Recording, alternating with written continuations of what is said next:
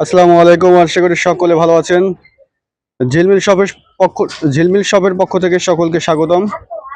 দেখতে পাচ্ছেন আমার হাতে হচ্ছে একটা রসুনের ডিব্বা।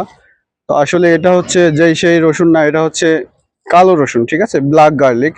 তো এটা খাওয়ার যে উপকারিতা, এটা বলে আসলে শেষ করতে পারবো না যে কালো রসুন খাওয়ার কি কি উপকারিতা।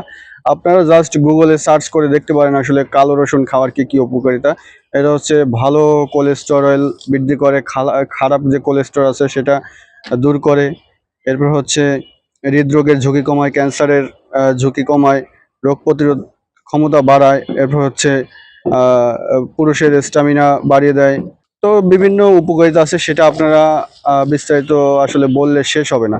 কালো রসুন, ব্ল্যাক গার্লিক খাওয়ার যে উপকারিতা, এটা মূলত আমাদের দেশে সাধারণত যে রসুনগুলো থাকে সেটার ছোকলা, উপরে যে খোসাটা, এটা এটা খুললে দেখা যায় ভিতরে রসুনটা সাদা।